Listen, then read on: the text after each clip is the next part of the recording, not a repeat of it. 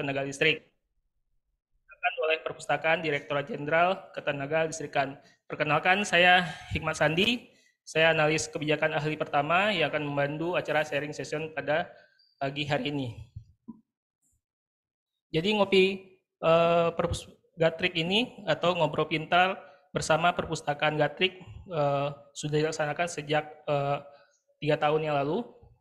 Selain kegiatan ngopi Perpus Gatrik, kegiatan forum literasi lainnya adalah kegiatan bedah buku detail series, baper atau bedah paper, bedah buku teknik, dan alumni talk. Sebelum saya memulai acara pada kesempatan hari ini, saya akan membacakan tata cara dalam mengikuti acara ini. Pertama, acara ini diselenggarakan secara hybrid, offline dari ruang perpustakaan dan melalui Zoom meeting. Kedua, bagi teman-teman yang hadir secara offline, maksud saya secara online, bisa menyesuaikan untuk format namanya dan instansi atau unit. Peserta yang akan bertanya, peserta yang hadir di ruangan dapat bertanya secara langsung ya. Terus untuk peserta Zoom bisa menuliskan pertanyaan di kolom chat. Panitia akan memilih pertanyaan dari kolom chat untuk dijawab langsung oleh narasumber. Panitia akan membagikan link daftar hadir dan evaluasi pada kolom chat di akhir acara. Panitia akan memberikan sertifikat bagi peserta yang mengisi link daftar hadir dan evaluasi. Nah, jangan lupa yang ini yang menarik, terdapat hadiah untuk peserta yang dapat menyampaikan pada narasumber dengan penanya yang terbaik.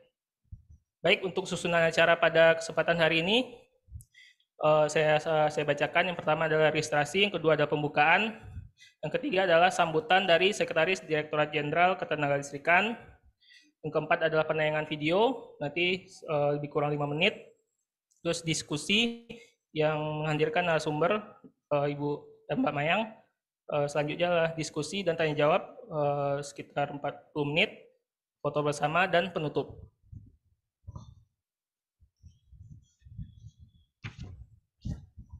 Untuk acara selanjutnya adalah sambutan dari Sekretaris Direktorat Jenderal Ketenagalistrikan kepada Ibu Ida, kami persilakan. Kami hormati para pejabat tinggi di lingkungan Kementerian SDM atau yang mewakili narasumber sharing session mengenal penyelenggaraan nilai ekonomi karbon subsektor pembangkit tenaga listrik, Mbak Mayang. Yang saya hormati pula moderator dan para peserta sharing session yang berbahagia. Assalamualaikum warahmatullahi wabarakatuh. Salam sejahtera untuk kita semua. Pertama-tama tentunya marilah kita panjatkan puji syukur kehadirat Tuhan Yang Maha Kuasa. Pada hari ini kita dapat bertemu dalam acara Ngopi Perpus Gatrik, ngobrol pintar bersama Perpustakaan Direktorat Jenderal Ketenagalistrikan dengan tema sharing session mengenal penyelenggaraan nilai ekonomi karbon subsektor pembangkit tenaga listrik yang diselenggarakan oleh Ditjen Ketenagalistrikan. Kegiatan ini tentunya merupakan upaya dari Direktorat Jenderal Ketenagalistrikan, khususnya dari Perpustakaan Ditjen Gatrik ya, untuk memfasilitasi sharing ini, saling berbagi di antara pegawai Ditjen Ketenagalistrikan mengenai hal-hal yang dikerjakan di unit masing-masing. Hal pegawai di Direktorat Jenderal Ketenagalistrikan ini concern atau memahami tupoksi maupun program strategis saat ini gitu ya, maupun di unit lain gitu, walaupun kita sama-sama berada di unit yang sama di Ditjen Ketenagalistrikan. Tentunya juga kami berharap memang tidak hanya dari Ditjen Ketenagalistrikan saja ya, kami juga tentunya membuka ruang bagi ibu bapak semua dari instansi lain yang ingin memperdalam terkait dengan nilai ekonomi karbon subsektor pembangkit tenaga listrik ini untuk bergabung di dalam diskusi di pagi hari ini. Dan Ibu Bapak dan juga teman-teman semua yang saya hormati, sebagai wujud komitmen di dalam mendukung pencapaian net zero emission pada tahun 2060 ataukah lebih cepat. Dan dalam rangka menurunkan emisi gas rumah kaca, Kementerian Energi dan Sumber Daya Mineral secara resmi telah meluncurkan perdagangan karbon subsektor pembangkit tenaga listrik pada Februari 2023 lalu, di mana pelaksanaan perdagangan karbon tersebut merupakan amanat Peraturan Presiden Nomor 98 Tahun 2021 tentang penyelenggaraan nilai ekonomi karbon untuk pencapaian target kontribusi yang ditetapkan secara nasional dan pengendalian emisi gas rumah kaca di dalam pembangunan nasional. Penyelenggaraan nilai ekonomi karbon di subsektor pembangkit tenaga listrik sendiri diatur di dalam Peraturan Menteri SDM Nomor 16 Tahun 2022 tentang tata cara penyelenggaraan nilai ekonomi karbon subsektor pembangkit tenaga listrik. Dan pada tahun 2023 ini akan dilaksanakan perdagangan karbon di subsektor pembangkit tenaga listrik dalam tahap mandatori. Perdagangan karbon ini pertama kali dilaksanakan di Indonesia pada unit pembangkit PLTU Batubara yang terhubung ke jaringan tenaga listrik PT PLN Persero dengan kapasitas lebih besar atau sama dengan 100 MW. Namun, pembangkit yang memanfaatkan energi baru terbarukan dan juga pelaku usaha lainnya yang melakukan aksi mitigasi di lingkup sektor energi dapat berpartisipasi di dalam perdagangan karbon ini melalui mekanisme offset emisi gas rumah kaca. Nanti narasumber Mbak Mayang bisa menyampaikan secara detail ya terkait hal ini. Dan perdagangan karbon ini juga tentunya dapat diharapkan dapat mengurangi emisi gas rumah kaca sebesar 155 juta ton CO2 ekuivalen di tahun 2030. Dan tentunya dengan perdagangan karbon ini diharapkan juga dapat mengubah perilaku kita untuk lebih mengarah ke aktivitas ekonomi hijau yang rendah karbon dan mempercepat pengembangan energi baru dan energi terbarukan. Pada kesempatan kali ini, silakan para peserta untuk dapat memanfaatkan momen ini bertanya sebanyak-banyaknya kepada Mbak Mayang terkait bagaimana sih penyelenggaraan nilai ekonomi karbon dan juga hal yang terkait dengan kegiatan yang dilakukan untuk mendukung upaya tersebut gitu ya. Dan tentunya kami mengucapkan terima kasih kepada Mbak Mayang yang sudah bersedia berbagi pengetahuannya pada hari ini. Dan tentunya kami juga mengucapkan terima kasih kepada para moderator dan juga para peserta yang meluangkan waktu untuk menghadiri sharing session pada hari ini. Tentunya kami berharap kegiatan ini dapat memberikan manfaat bagi kita semua dan selamat berdiskusi nantinya. Akhir kata, saya sampaikan terima kasih sekali lagi. Wassalamualaikum warahmatullahi wabarakatuh.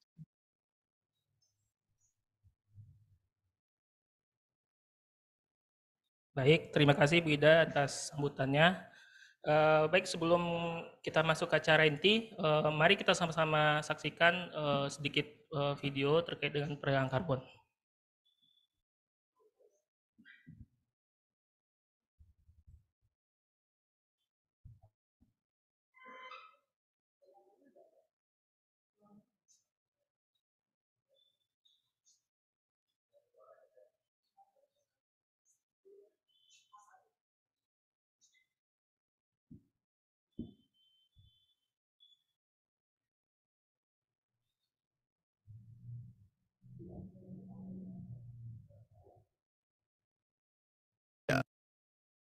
Hal ini tercerminkan pada dokumen Enhanced Nationally Determined Contribution atau ENDC Berdasarkan dokumen tersebut, target sektor energi sebesar 358 juta ton CO2 ekivalen atau 12,5% dengan kemampuan sendiri. Dan 446 juta ton CO2 ekivalen atau 15,5% dengan bantuan internasional. Selain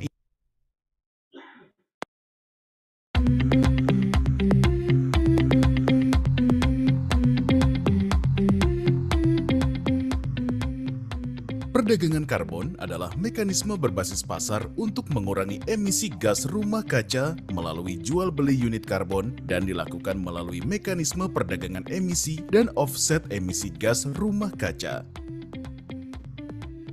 Perdagangan karbon akan menarik peran serta dari pelaku usaha untuk mewujudkan komitmen pengurangan emisi gas rumah kaca. Hal ini tercerminkan pada dokumen Enhanced Nationally Determined Contribution atau ENDC. Berdasarkan dokumen tersebut, target sektor energi sebesar 358 juta ton CO2 ekivalen atau 12,5% dengan kemampuan sendiri. Dan 446 juta ton CO2 ekivalen atau 15,5% dengan bantuan internasional. Selain itu, Kementerian ESDM telah menerbitkan Peraturan Menteri ESDM Nomor 16 Tahun 2022 tentang tata cara penyelenggaraan nilai ekonomi karbon subsektor pembangkit tenaga listrik. Regulasi tersebut akan menjadi acuan dalam penyelenggaraan nilai ekonomi karbon atau NEK, termasuk kegiatan perdagangan karbon di subsektor pembangkit tenaga listrik. Unit pembangkit yang menghasilkan emisi melebihi dari persetujuan teknis batas atas emisi pelaku usaha atau PTBAE-PU yang diberikan, maka diharuskan membeli emisi dari unit PLTU yang menghasilkan emisi di bawah PTBAE-PU. Dan atau membeli sertifikat pengurangan emisi atau SPE GRK. Sisa surplus PT BAE-PU dapat diperdagangkan pada tahun berikutnya paling lama 2 tahun, terhitung sejak akhir periode perdagangan karbon dan tidak melebihi fase perdagangan karbon. Untuk mendukung pelaksanaan perdagangan karbon, maka Kementerian ESDM telah menyusun peta jalan perdagangan karbon subsektor pembangkit tenaga listrik yang di dalamnya terdapat rencana implementasi dan strategi perdagangan karbon di subsektor pembangkit tenaga listrik sampai dengan tahun 2030. Pelaksanaan perdagangan karbon pada subsektor pembangkit tenaga listrik akan dilaksanakan pada 3 fase, yaitu fase 1 pada tahun 2023 sampai dengan tahun 2024, fase 2 pada tahun 2025 sampai 2027, fase 3 pada tahun 2027 sampai 2030. Sedangkan untuk fase setelah tahun 2030 akan dilaksanakan sesuai dengan target pengendalian emisi gas rumah kaca sektor energi. Sebagai realisasi fase pertama, perdagangan karbon pada tahun 2023 ini akan dilaksanakan pada unit pembangkit PLTU batubara yang terhubung ke jaringan tenaga listrik PT Perusahaan Listrik Negara Persero dengan kapasitas lebih besar atau sama dengan 100 MW. Dan pada tahun 2024 akan berlaku juga pada PLTU batubara dengan kapasitas lebih besar atau sama dengan 25 MW.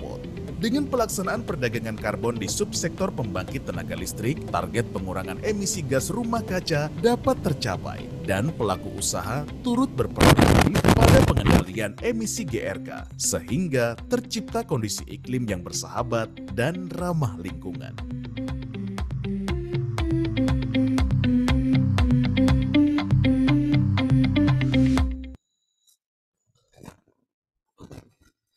Nah, demikian tadi video dari terkait perdagangan karbon.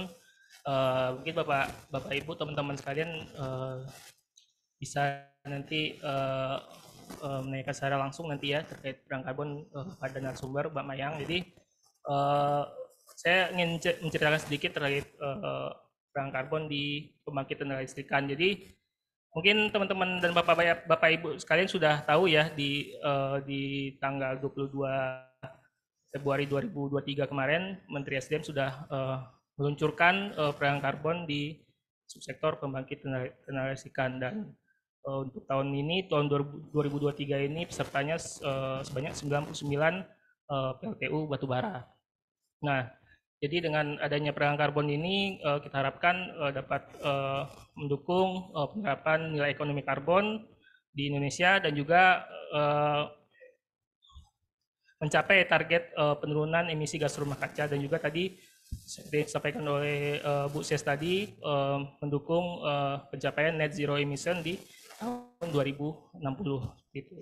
Nah, diharapkan nantinya Bapak Ibu, teman-teman sekalian yang di sini dapat memahami secara jelas bagaimana sih itu perdagangan karbon yang sedang berlangsung di pembangkit tenaga listrikan.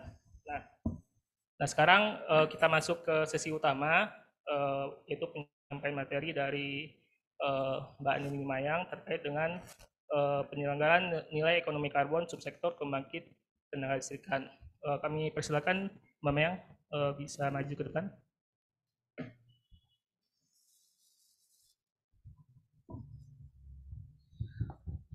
Ya. Terima kasih Mbak sudah hadir pada hari ini. Sehat ya Mbak ya? Alhamdulillah sehat. Keluarga juga sehat? Alhamdulillah. Ya. Nah, sebelumnya kami sampaikan dulu ini biodata dari narasumber kita. Nama lengkap Andanini Mayang Praba Diantari ST MSI. Beliau lulusan S1 Teknik Lingkungan ITS Surabaya, terus melanjutkan S2 di Program Studi Ilmu Lingkungan Universitas Indonesia. Saat ini Mbak Mayang menjabat sebagai Subkoordinator Perlindungan Lingkungan Pembangkit dan Ketenagalistrikan pada Direktorat Teknik dan Lingkungan Ketenagalistrikan. Nah, untuk mempersingkat waktu, saya persilakan Mbak Mayang untuk menyampaikan materinya. Silakan Mbak. Ya, baik. Terima kasih Mas Hikmat atas perkenalannya. Baik, selamat pagi Bapak dan Ibu yang terhormat, Ibu Sekretaris Direktorat Jenderal Ketenagalistrikan, Ibu Ida. Yang terhormat juga Mas Pandu, Koordinator Humas dan Layanan Informasi Publik Direktorat Jenderal Ketenagalistrikan, serta Bapak Ibu yang tidak bisa kami sebutkan satu persatu, yang hadir baik di ruang perpustakaan Gatrik maupun juga yang hadir di dalam Zoom.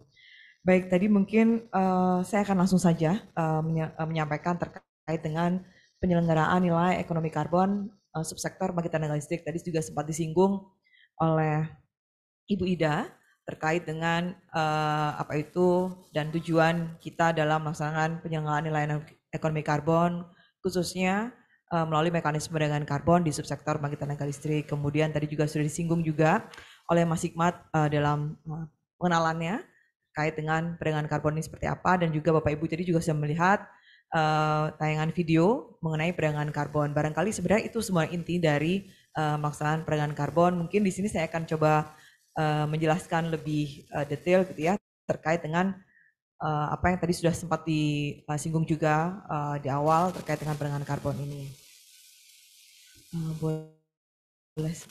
Baik, sebenarnya tadi juga di awal oleh Bu Ida disebutkan bahwa kita memiliki target pengurangan emisi. Betul, karena memang pemerintah Indonesia memiliki komitmen yang kuat untuk melakukan pengurangan emisi GRK, dan ditunjukkan dengan kita sudah meratifikasi Paris Agreement di tahun 2016 ya, 2015 pada saat Paris Agreement 2015, namun diratifikasinya 2016 melalui Undang-Undang Nomor 16 tahun 2016 terkait dengan pengesahan Paris Agreement. Nah, di dalam pengesahan Paris Agreement ini kita memiliki komitmen yang kuat untuk menurunkan emisi gas rumah kaca. Yang awalnya dulu kita dari pemerintah Indonesia itu masukkan dokumen NDC atau dokumen first NDC. Kemudian di tahun lalu pemerintah Indonesia sudah meningkatkan ambisinya dengan meningkatkan target pengurangan emisi gas rumah kaca dari yang sebesar kita kemarin adalah 29% menjadi 31,89%, dan untuk di sektor energi sendiri kita memiliki target pengurangan emisi yang awalnya adalah 314 juta ton CO2 ekivalen atau 11% gitu ya. Sekarang meningkat menjadi 12,5% atau sekitar 357,8. Kalau tadi di tayangan mungkin adalah 358 gitu ya di dalam video.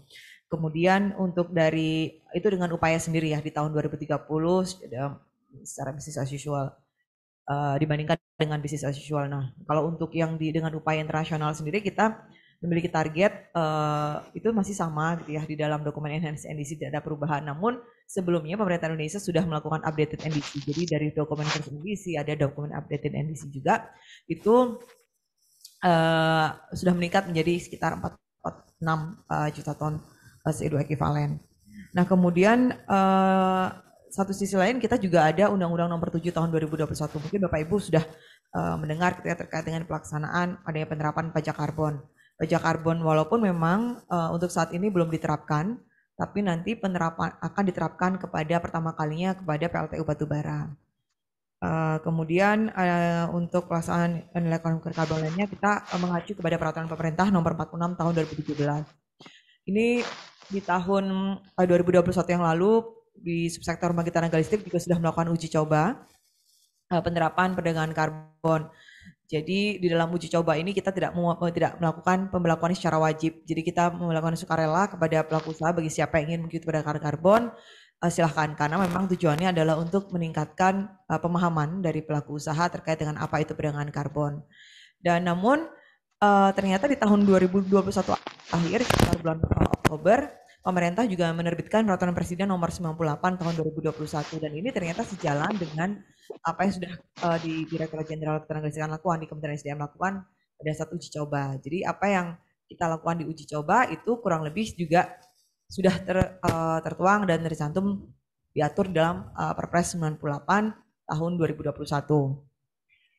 Nah kemudian secara khusus lagi dari Perpres 98 ini kami juga ada peraturan turunannya gitu ya. Peraturan turunannya itu peraturan LHK nomor 21 tahun 2022 terkait dengan tata laksana penerapan nilai ekonomi karbon, dan juga peraturan Menteri SDM nomor 16 tahun 2022. Nah, peraturan Menteri SDM nomor 16 ini merupakan acuan untuk pelaksanaan perdagangan karbon di subsektor pembangkit tenaga listrik yang tentunya tetap menginduk kepada pelaksanaan aturan di KLHK dan juga di Perpres 98. Nah, dalam pelaksanaan Permen SDM 16 ini kami akan juga sejalan dengan pelaksanaan di Peraturan Menteri SDM nomor 22 tahun 2019 yang memang mengatur terkait kegiatan inventarisasi dan mitigasi gas rumah kaca di sektor energi, salah satunya di subsektor pembangkit tenaga listrik. Jadi antara nomor 5 dan 7 ini masih memang saling berkaitan gitu pelaksanaannya. Nah terkait dengan Permen SDM 16 sendiri ada beberapa ruang lingkup yang bisa dilihat gitu ya. Yang pertama terkait dengan penetapan PTBAE atau Persetujuan Teknis Batas Atas Emisi, kemudian penyusunan rencana monitoring, kemudian yang ketiga terkait dengan penetapan PTBHEPU, yang keempat menjelaskan dekat mekanisme perdagangan karbonnya, kelima adalah penyusunan laporan emisi GRK pembangkit tenaga listrik, yang keenam adalah terkait dengan evaluasi, dan ketujuh terkait dengan pembinaan dan pengawasannya, yang nanti didetailkan pada tayangan slide-slide selanjutnya.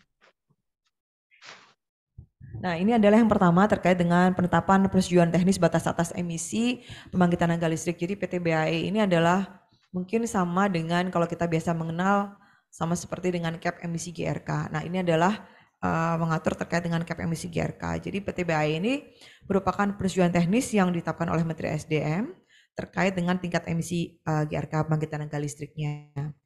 Jadi untuk menghitung atau menetapkan, kami dalam menetapkan PTBAE atau BAE sendiri itu kami mengacu kepada aturan di Perpres 98 nomor 2021, namun kami khususkan pada subsektor pembangkit tenaga listrik. Jadi kami melihat kepada baseline, kemudian kami juga melihat kepada target NDC. Di sini kami masih menggunakan target, di sini tertulis memang target NDC begitu ya. Karena memang sesuai dengan aturan di Perpresnya pada saat diterbitkan adalah target NDC. Namun kami dalam prakteknya sudah mulai mempertimbangkan terkait dengan target ENDC-nya, Enhanced NDC, yang saat ini memang sudah yang sedang berlaku untuk targetnya gitu ya. Kemudian yang tiga tentu saja terkait dengan hasil inventarisasi yang berasal dari Applegatric. Applegatric itu merupakan aplikasi penghitungan dan pelaporan emisi ketenagalistrikan yang dikelola oleh Ditjen Ketenagalistrikan. Kemudian waktu pencapaian target NDC, kemudian nilai emisi aktualnya, dan tentu saja berdasarkan peta jalan perdagangan karbon, karena peta jalan ini memang dipersyaratkan di dalam aturan di Perpres dan juga di Permen LHK, dan merupakan salah satu salah satu ketentuan yang harus dipenuhi ketika kita akan melakukan perdagangan karbon. Nah, untuk batas atas emisi sendiri ini kita tetapkan karena memang konteksnya adalah kita untuk pencapaian target NDC ya sesuai dengan Perpres 98 2021 yang mana itu adalah di tahun 2030.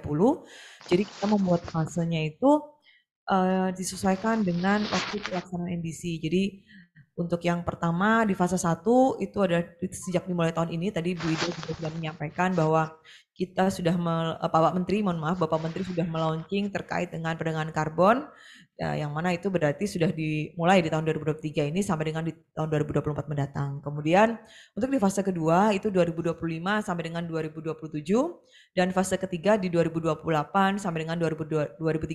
Dah. Tadi itu barangkali ada kesalahan ya di dalam video, kami mohon maaf, harusnya fase ketiga adalah 2028 bukan 2027. Dah. Bagaimana untuk pelaksanaan setelah tahun 2030?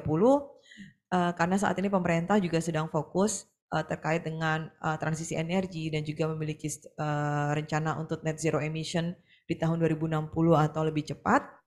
Jadi pelaksanaan setelah tahun 2030 itu nanti kami akan sesuaikan dengan target rencana untuk transisi energinya.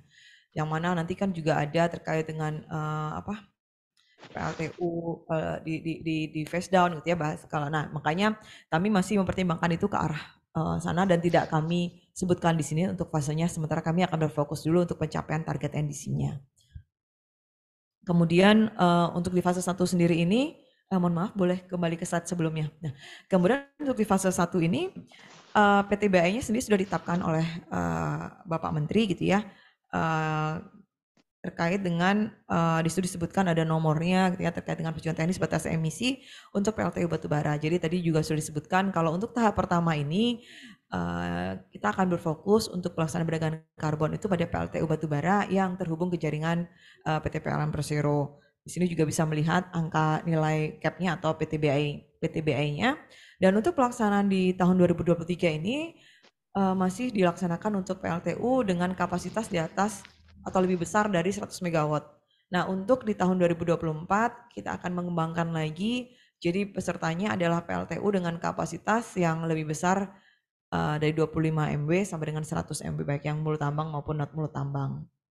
Jadi itu nanti akan bertambah. Jadi tadi kalau di perkenalan Mas Hikmat itu menyampaikan kita akan sekitar 99, bisa jadi itu akan bertambah karena kan ada penambahan dari PLTU dengan kapasitas yang 25 sampai 100 gitu ya. Dan kalau kami asumsikan atau perkirakan dengan belum melihat dari yang akan COD ke depannya itu sekitar 144 unit untuk di tahun 2024. Nah, kalau untuk saat ini memang kita akan berfokus kepada PLTU batubara yang terhubung ke jaringan PT PLN Persero. Nah, kalau untuk yang pembangkit atau PLTU batubara yang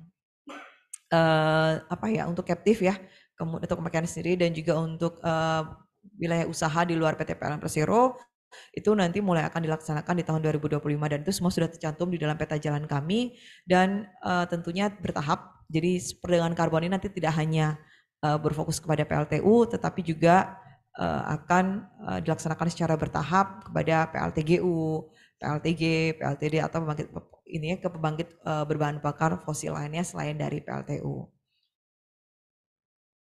Boleh selanjutnya. Nah, ini terkait dengan penyusunan rencana monitoring emisi GRK. Tadi ada di bagian kedua ya terkait dengan rencana monitoring ini merupakan salah satu kewajiban yang harus dilakukan oleh pelaku usaha peserta perdagangan karbon untuk mengikuti perdagangan karbon. Jadi di dalam rencana monitoring emisi itu kita wajib untuk menyampaikan terkait dengan rencana produksi listrik di tahun yang akan datang. Misalkan untuk pelaksanaan di 2023, maka pelaku usaha itu sudah harus menyampaikannya di tahun kemarin gitu ya untuk rencana produksi listrik di tahun 2023 berikut juga dengan perkiraan tingkat emisi yang akan dihasilkan. Nah, bagaimana cara menghitung tingkat emisinya itu berdasarkan dari sesuai dengan metodologi yang ada di dalam pedoman penghitungan dan pelaporan emisi inventarisasi gas rumah kaca yang diterbitkan oleh Ditjen Ketenagalistrikan. Dan kemudian kalau untuk yang rencana produksi listrik bruto ini memang kan belum ada ya, karena kan memang kita bicara masih yang akan datang, tapi kami melihatnya itu dari nilai dari data berdasarkan data kontrak PPA-nya gitu ya, jika itu adalah IPP gitu kan. Kemudian dari berdasarkan data rencana operasi tahunan atau kebijakan lainnya yang memang dapat menguatkan gitu ya, dapat memperkuat data yang disampaikan kepada kami terkait dengan rencana produksi listriknya. Karena itu akan mempengaruhi terkait dengan tingkat emisi yang dihasilkannya. Jadi dalam menyampaikannya nanti pelaku usaha itu sudah memiliki sudah ada formatnya di dalam Permen ESDM nomor 16 tahun 2022. Di situ tinggal mengisi saja dan juga tinggal nanti juga melampirkan terkait dengan data untuk produksi listriknya, kemudian juga data perhitungan untuk tingkat emisi GRK-nya.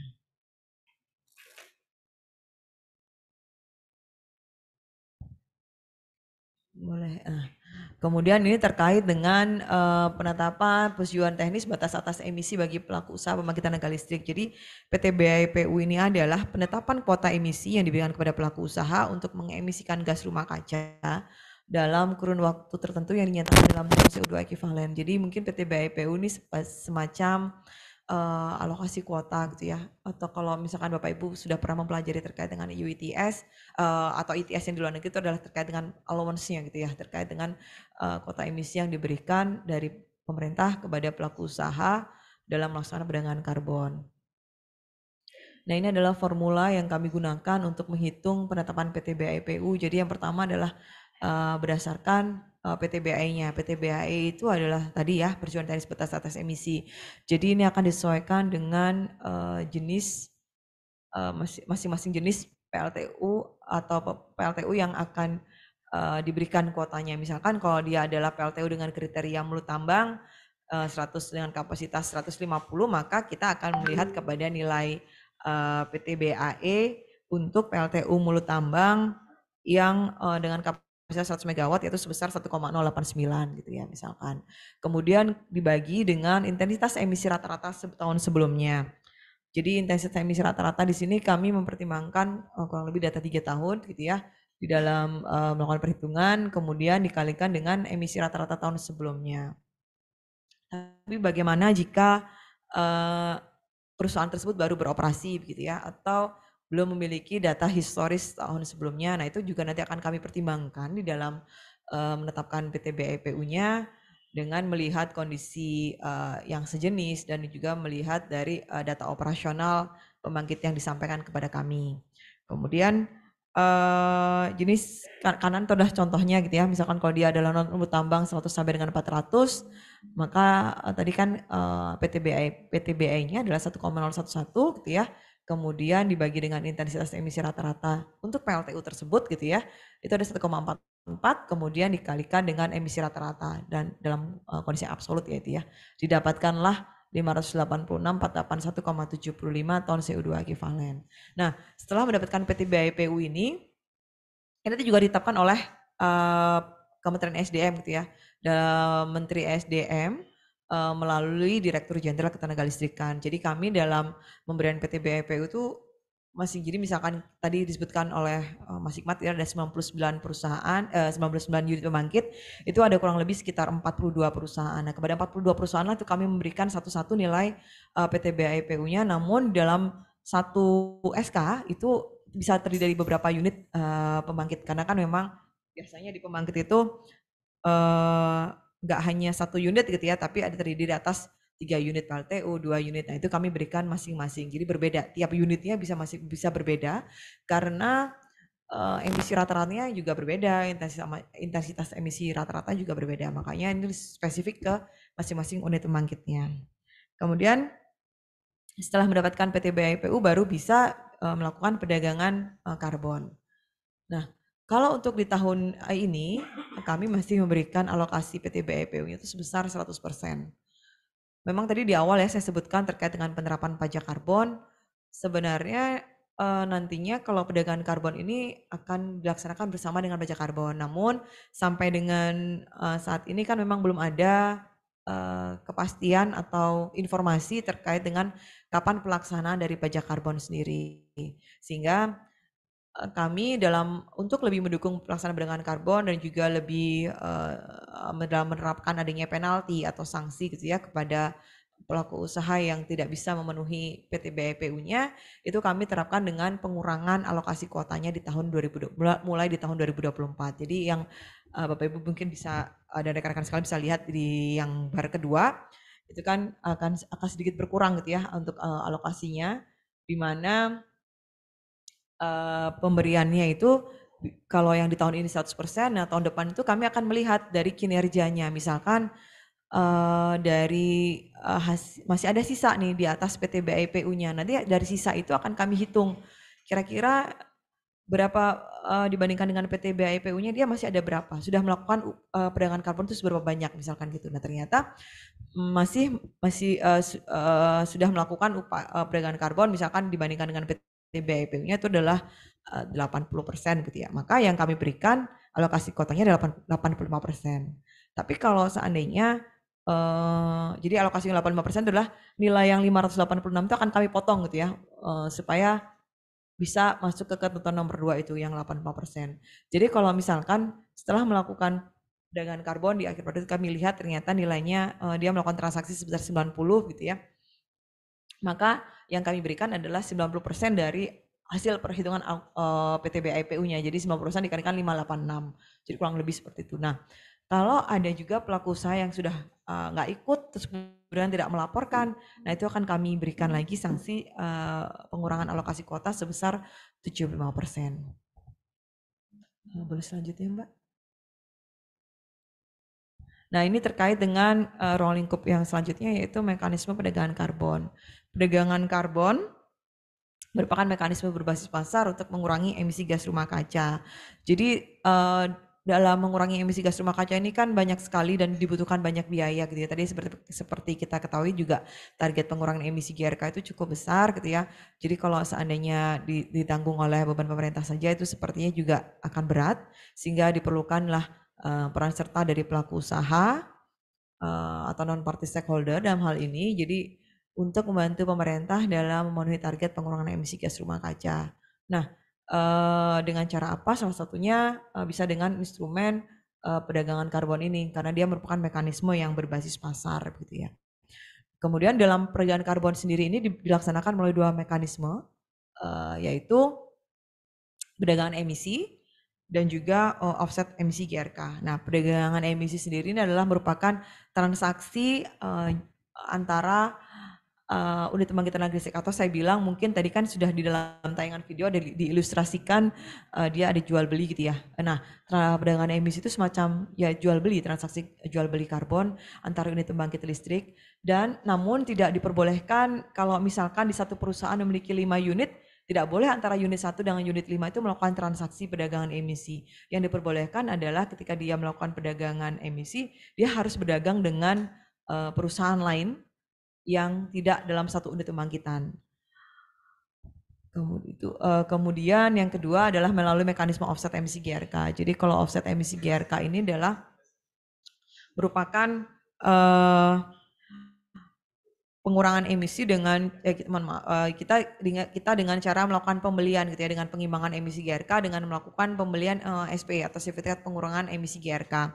Jadi offset emisi GRK ini dilakukan untuk usaha dan kegiatan yang telah mendapatkan SPE GRK yang berasal dari pengurangan emisi, kegiatan pengurangan emisi di sektor energi. Jadi contohnya di pembangkit EBT, kemudian kegiatan subsektor transportasi, di industri ya, termasuk dalam pelaksanaan efisiensi dan kegiatan lainnya. Selama dia masuk dalam lingkupnya sektor energi, maka dari PLTU Batubara masih bisa melakukan pengimbangan emisinya atau melakukan offset kepada kegiatan tersebut, namun tetap harus melakukan pembelian sertifikat pengurangan emisinya. Nah, sertifikat pengurangan emisi sendiri ini diterbitkan oleh Kementerian Lingkungan Hidup dan Kehutanan. Jadi mekanisme untuk SPE GRK sendiri diatur di dalam Permen LHK nomor 21 tahun 2022. Sementara kalau untuk di kami sudah menyiapkan beberapa metodologi yang memang dibutuhkan oleh pelaku usaha ketika akan melakukan pengajuan SPE GRK-nya gitu ya. Jadi contohnya seperti Bapak Ibu di sini atau rekan-rekan punya PLTS tetap misalkan itu bisa gitu diajukan SPE GRK-nya. Namun memang harus melalui proses yang dipersyaratkan di KLHK seperti adanya penyusunan dokumen rencana aksi mitigasi, kemudian harus divalidasi oleh pihak ketiga independen, validator dan verifikator independen, kemudian harus menyusun laporan capaian aksi mitigasi, setelah itu diverifikasi, barulah melalui proses di KLHK dan didaftarkan kepada SRNPPI ya tentu saja, barulah terbitlah SPGRK-nya.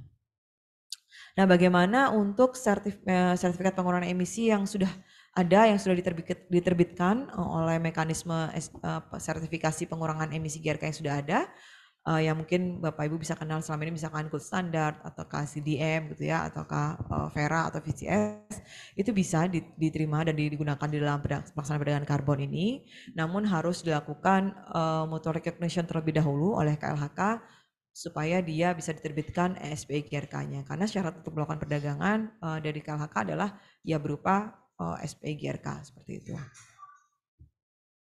Kemudian pelaksanaan perdagangan emisi dan offset sendiri dilaksanakan melalui mekanisme perdagangan langsung dan juga bursa karbon. Jadi kalau untuk saat ini memang masih belum ada pelaksanaan bursa karbon dan pemerintah juga sedang menyiapkan terkait dengan regulasi dan infrastrukturnya dan diharapkan memang di pertengahan tahun ini memang sudah ada gitu ya. Kemarin informasinya seperti itu.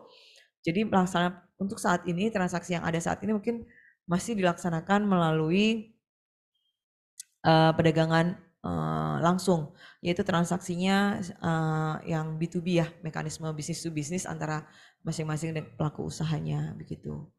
Nah, kalau untuk bursa karbon sendiri memang dia sudah diatur tersendiri oleh ada dalam KLHK, aturan KLHK yang Permen 21 itu juga sudah disebutkan terkait dengan persyaratan dari bursa karbon sendiri, kemudian ada juga dari Permen OJK juga nanti akan mengatur terkait dengan pelaksanaan bursa karbon, dan yang jelas perdagangan karbon melalui bursa karbon wajib memenuhi persyaratan dan telah memperoleh izin dari OJK gitu. Dan untuk saat ini memang sedang disiapkan ya sarana dan infrastrukturnya begitu. Nah, ini terkait dengan penyusunan laporan emisi GRK pembangkit tenaga listrik. Kenapa kok pelaksanaan perdagangan karbon ini masih kita harus susun laporan emisi GRK? Ya tentu saja karena tadi kan di awal pada saat kita menentukan rencana monitoring emisi itu kan berdasarkan tingkat emisi GRK. Tapi berdasarkan rencananya. Nah, dengan penyusunan laporan emisi GRK ini kita mengetahui kondisi aktual dari tingkat emisi yang dihasilkan oleh PLTU, karena itu nanti akan dijadikan atau disandingkan dengan PTBIPU-nya itu nilainya berapa, apakah dia statusnya sebagai defisit atau surplus tadi yang seperti dalam video ada begitu ya. Kemudian dengan atas dasar itulah dari pelaku usaha juga harus menyampaikan laporan emisinya. Nah, namun di luar dari pelaksanaan perdagangan karbon sebenarnya kami sendiri di subsektor pembangkit tenaga listrik memiliki kewajiban untuk melakukan inventarisasi gas rumah kaca, dan itu juga diamanatkan secara nasional di dalam Perpres 98 juga sudah disebutkan terkait hal tersebut, dan kami merupakan bagian dari sektor energi. Jadi hasil yang dilakukan dalam penyusunan inventarisasi gas rumah kaca ini tidak hanya untuk keperluan perdagangan karbon, tapi juga untuk keperluan dari kegiatan inventarisasi gas rumah kaca secara nasional begitu. Jadi kalau makanya untuk itu pelaku usaha yang mengikuti perdagangan karbon gitu ya, dan pembangkit tenaga listrik bahan bakar, ini mohon maaf ada tipu, pembangkit tenaga listrik bahan bakar fosil yang belum mengikuti perdagangan karbon juga wajib menyampaikan laporan emisi GRK-nya untuk setiap unit pembangkit tenaga listrik, dan kemudian untuk unit pembangkit tenaga listrik yang memanfaatkan energi baru terbarukan juga wajib menyampaikan terkait dengan data pengusahaannya kepada kami melalui aplikasi penghitungan dan pelaporan emisi tenaga listrik atau apel Gatrik paling lambat tanggal 31 Januari tahun berikutnya. Jadi misalkan untuk pelaporan di 2023 maka dilaksanakan di tahun 2024 gitu. Nah, kemudian untuk laporan emisi GRK sendiri itu kami berdasarkan mengacu kepada pedoman penghitungan tadi yang seperti sudah saya sampaikan gitu ya, terkait dengan pelaporan inventarisasi emisi gas rumah kaca. Dan di situ kami ada beberapa metodologi. Jadi dalam menghitung emisi gas rumah kaca ini ada yang dihitung, ada juga yang diukur gitu. Jadi kalau yang dihitung itu adalah metode 1 sampai 3 gitu ya. Itu kami melakukan berdasarkan ketersediaan data yang ada di dalam pembangkit, namun secara besar, secara umum rumusnya adalah data aktivitas dikalikan dengan faktor emisi bahan bakarnya. Kemudian kalau untuk yang pengukuran sendiri bagaimana? Nah, pengukuran ini bisa dilakukan untuk pembangkit tenaga listrik yang memang sudah dilengkapi dengan Continuous Emission Monitoring System atau CEMS, dan itu dipersyaratkan juga di dalam aturan dari Permen LHK nomor 15 tahun 2019. Jadi kalau misalkan dia pembangkit listrik yang di atas dengan fosil ya khususnya gitu kan, dengan kapasitas di atas lebih besar sama dengan 2025 megawatt, itu memang wajib untuk melengkapi dengan CEMS gitu. Nah, untuk emisi GRK-nya apa saja? Kalau di subsektor pembangkit tenaga listrik itu kita mengcover untuk CO2, CH4 dan juga N2O. Ini terkait dengan alurnya. Yang pertama dari pelaku usaha menyampaikan laporan, kemudian dari Ditjen Ketenagalistrikan melakukan evaluasi terkait dengan laporan tersebut. Apabila laporannya sudah sesuai, maka bisa diproses dan diselesaikan gitu ya. Tapi kalau seandainya masih belum sesuai, karena memang dalam pengisian ini memang banyak data yang ditampilkan, banyak data yang harus diisikan, dan itu harus dicek satu persatu oleh kami. Namun jika memang datanya tidak sesuai, maka kami kembalikan dan kami minta dari pelaku usaha untuk memperbaikinya. Dan di situ kami juga memberikan batasan waktu perbaikan, yaitu selama 5 hari kerja. Dan kalau untuk pelaksanaan perdagangan karbon, di sini kami mewajibkan adanya validasi dan verifikasi laporan. Jadi ini harus dilakukan oleh pihak ketiga, validator dan verifikator independen. Tapi kalau dia tidak konteksnya belum mengikuti perdagangan karbon, maka tidak perlu dilalui tahapan yang ketiga ini. Jadi ini hanya untuk kegiatan yang terkait dengan pelaksanaan perdagangan karbon saja. Kemudian selanjutnya adalah terkait dengan penyerahan laporan emisi GRK. Jadi kalau sudah dilakukan validasi dan verifikasi oleh pihak independen, maka hasilnya tadi disampaikanlah kepada, masih kembali yang tadi, disampaikanlah kepada Ditjen Ketenagalistrikan. Nah, kalau untuk yang tidak melalui tahapan ketiga, jika dinyatakan hasil itu sesuai oleh DJK, maka laporan yang disampaikan oleh pelaku usaha dinyatakan selesai. Boleh selanjutnya, Mbak.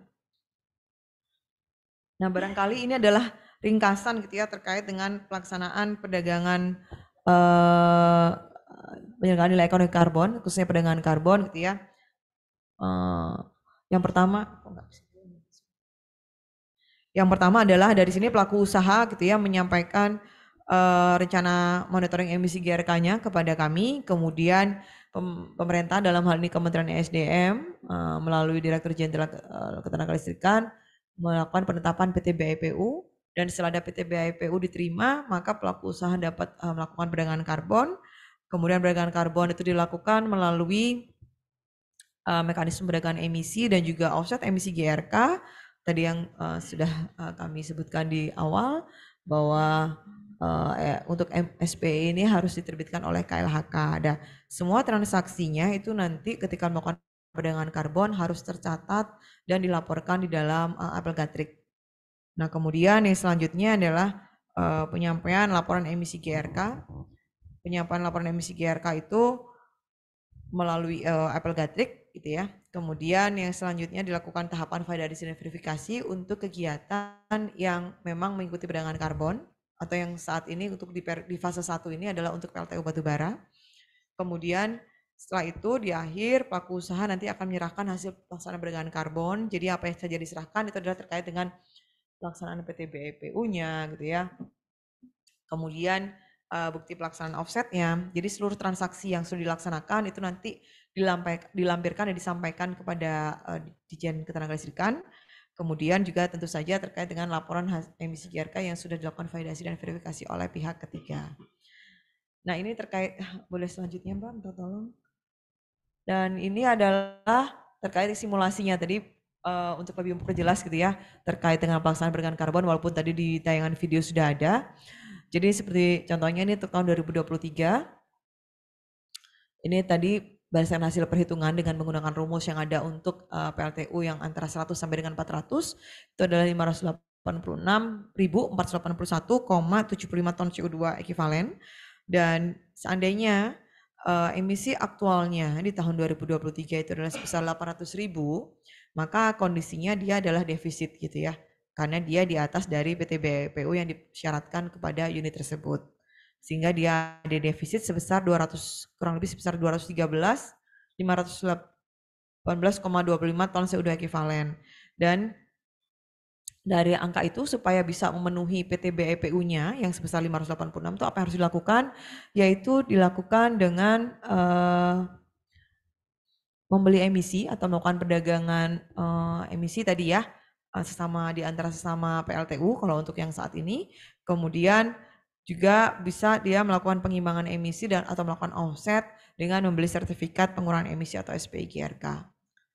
Nah, kemudian kalau seandainya emisi aktualnya, ini emisi aktual setelah hasil dari validasi dan verifikasi ya, itu dia adalah 500.000, maka dia adalah masih ada surplus gitu ya, sebesar 86.000 ton CO2 ekuivalen, dan itu dia berpotensi untuk bisa menjual sebesar 86.000-nya itu kepada unit yang defisit yang di atas, bagian atas itu gitu.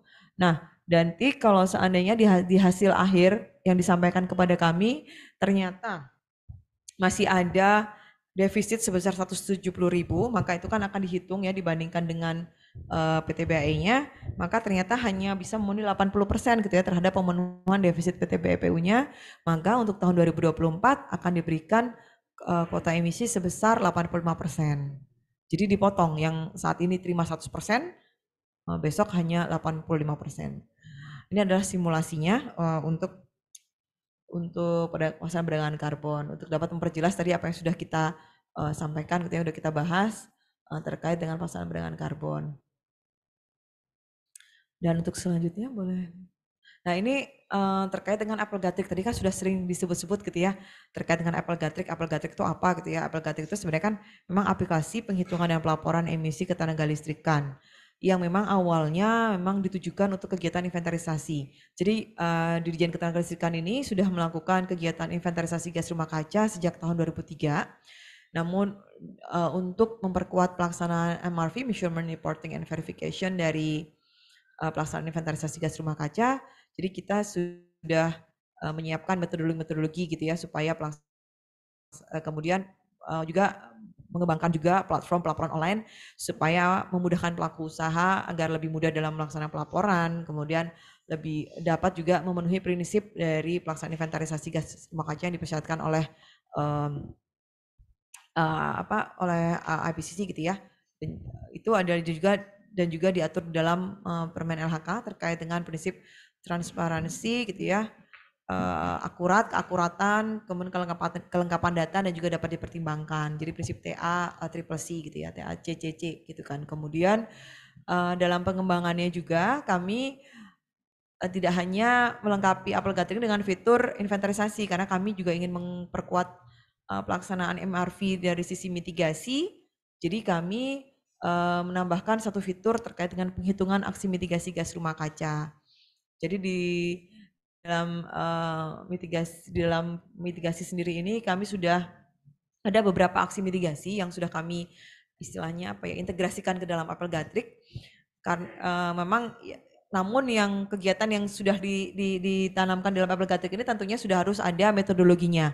Jadi metodologi aksi mitigasi yang sudah kami susun itu sudah disahkan oleh dan disetujui oleh KLHK, baru kami bisa masukkan ke dalam Apple Gathering, yaitu contohnya pembangkit EBT, baik dia yang on grid dan off grid seperti adalah PLTA. PLTA itu mungkin nggak cuma PLTA ya, tapi PLT berbasis hidro sebenarnya. Jadi PLTA, PLTM, PLTMH, baik dia tipe ROR, run of river maupun tipe waduk. Kemudian dia juga ada juga PLTS dan PLTB. Ini sudah kami masukkan gitu ya ke dalam Apple Gathering. Kemudian yang kedua adalah pembangkit konversi dari single cycle ke combined cycle. Ini juga sudah kami masukkan ke dalam Apple Gathering, walaupun sebenarnya saat ini sudah ada satu metodologi yang sudah ditetapkan oleh KLHK, yaitu pembangunan listrik gas baru.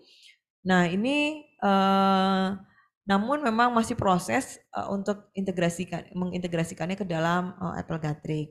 Jadi kalau tadi ini agak sedikit menyinggung juga terkait dengan pelaksanaan SPGRK ya, penerbitan SPGRK. Jadi misalkan dari pelaku usaha juga memiliki, atau Bapak Ibu sekalian di sini ya mungkin memiliki PLTA tadi ya, itu sudah bisa diajukan drumnya, kemudian pembangkit yang konversi dari single cycle ke combined cycle karena juga menemukan aksi mitigasi, itu juga sudah bisa diajukan untuk mendapatkan SPE-nya karena memang itu terkait dengan aksi mitigasi di sektor energi. Kemudian ada juga tadi yang saya sebutkan untuk pembangkit listrik gas baru, jadi seperti PLTGU baru, PLTG, PLTMG yang memang ditujukan dari awal adalah untuk pembangunan dengan bahan bakar gas gitu ya, itu juga bisa diajukan untuk mendapatkan SPE GRK-nya karena itu masih masuk dalam lingkup sektor di energi.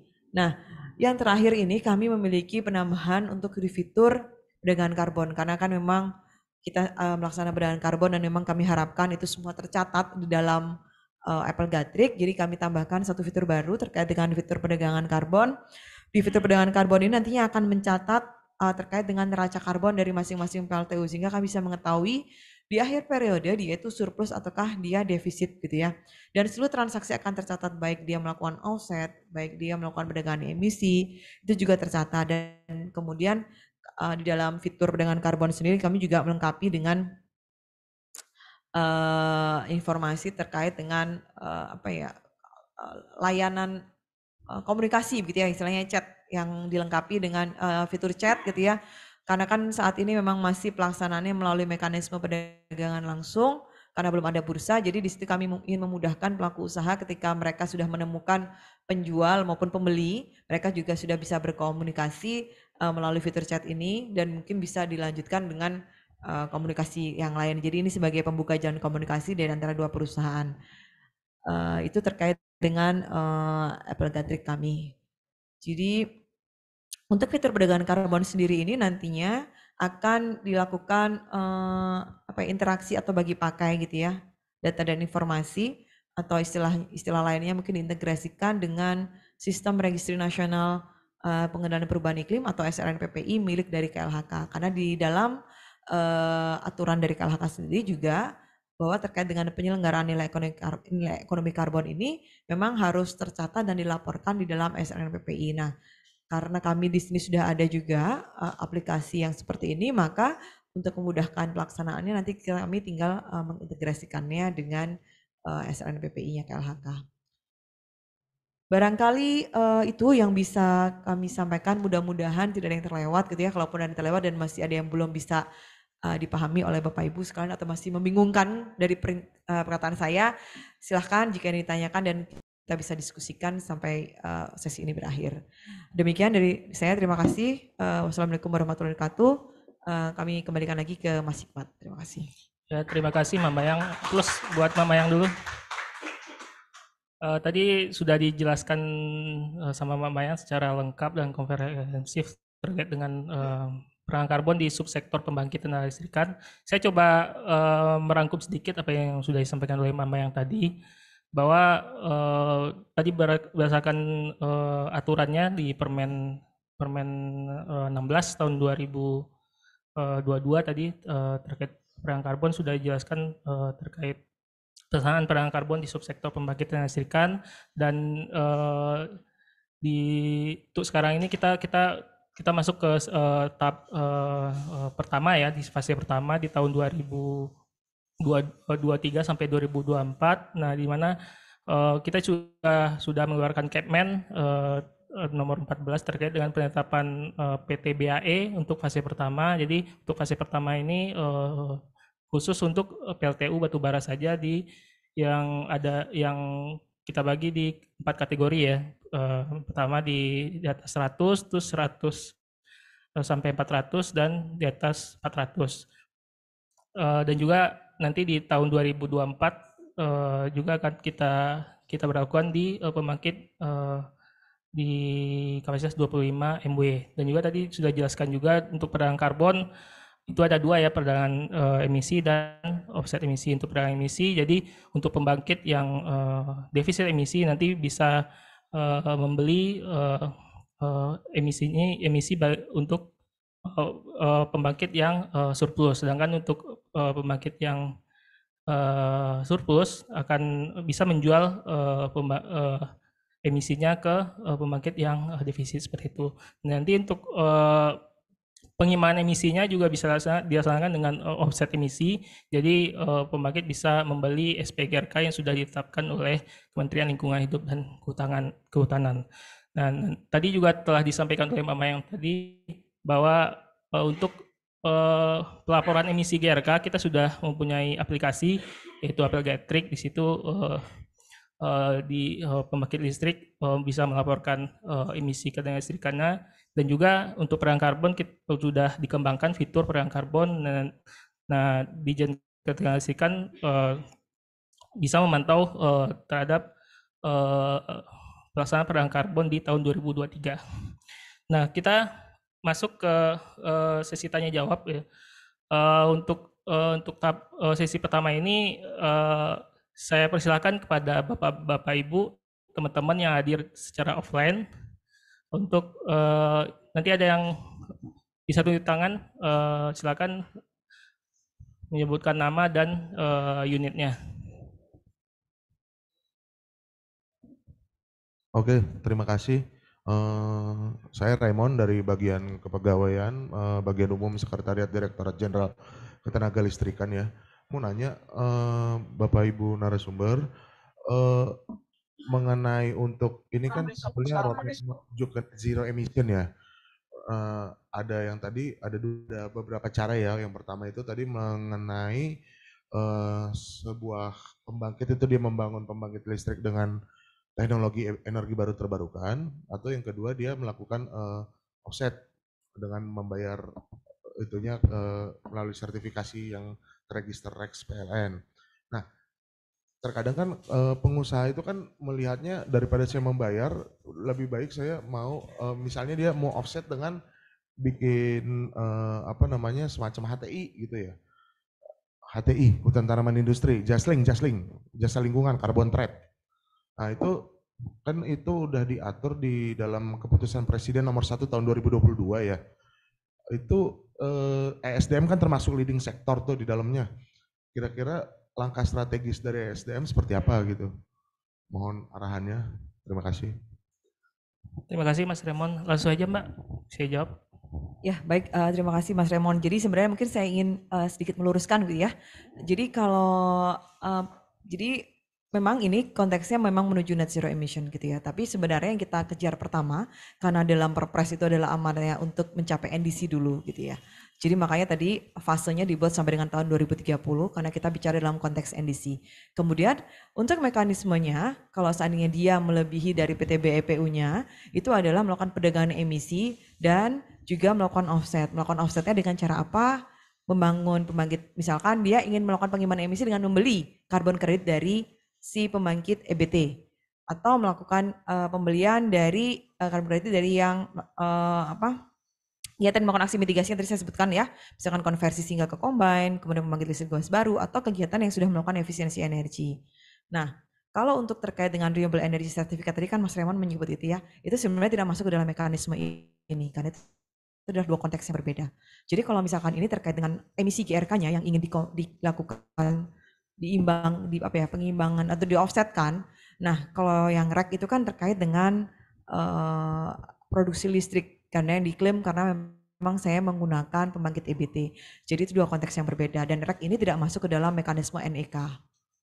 Jadi jadi yang bisa dilakukan yaitu tadi melakukan pembelian dari pembangkit yang surplus, gitu kan, atau melakukan pembelian melakukan offset dengan beli SPE tadi ya, karbon kredit yang kegiatan yang sudah ada SPE-nya. Nah, kalau untuk HTI karena dia adalah terkait dengan sistem lahan gitu ya, hutan, jadi itu nggak masuk di dalam skop kita karena kan kita di subsektor pembangkit tenaga listrik dan di sektor energi. Jadi untuk saat ini memang masih baru dibuka, itu yang diperbolehkan dalam Permen SDM 16 juga itu adalah terkait dengan kegiatan yang hanya di sektor energi saja skopnya. Jadi nggak bisa sampai ke HTI gitu. Itu lain. Karena itu lain sektor dan juga kementerian pengampunya juga lain, bukan di Kementerian SDM. Barangkali itu yang bisa saya sampaikan. Jadi kita fokus ke energi dulu gitu. Terima kasih. Gimana Mas Raymond? Sip ya. Ada lagi Bapak Ibu teman-teman yang di depan? Baik, selamat pagi. Assalamualaikum warahmatullahi wabarakatuh. Saya Nur Hadi dari Tekmira ya, Balai Besar Pengujian Mineral dan Batubara. Pertanyaan saya terkait dengan PTBA Ibu. Jadi dasar penetapan nilai itu apakah dari data-data sebelumnya ya. Kemudian sebelah mana?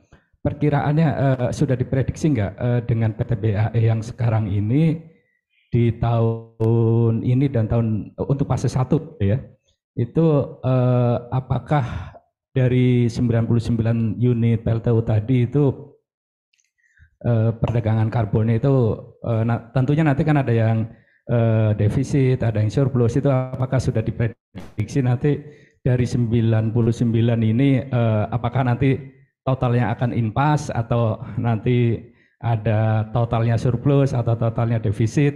Nah kalau defisit itu kan berarti nanti akan ada pengurangan ini ya Bu, pengurangan kuota untuk tahun berikutnya kan, kalau semuanya totalnya ke defisit. Nah apakah kalau mengacu seperti ini apakah nanti akan kontraproduktif juga kalau misalkan pengurangan kuota kemudian akan penyediaan tenaga listrikan di secara nasional itu kan berkurang. Kemudian di PTBA ini kan tadi Ibu menyampaikan dasarnya kan NDC ya. Nah kalau berdasarkan target NDC dengan PLTU kita yang mungkin PLTU-nya banyak sekarang mungkin efisiensinya masih rendah, jangan-jangan tidak tercapai nih PTBAE dan mungkin akan defisit. Mungkin itu Bu, karena saya belum tahu lebih banyak, mungkin ini pencerahan saja. Terima kasih Bu. Langsung aja Meng, ada 2 pertanyaan tadi dari Pak Nur Hadi. Ya, baik Pak, terima kasih dengan Pak Nur Hadi ya Pak ya. Ya Pak, jadi dalam menetapkan PTBAE itu kami memang menggunakan data yang sudah ada di dalam apel Gatrik.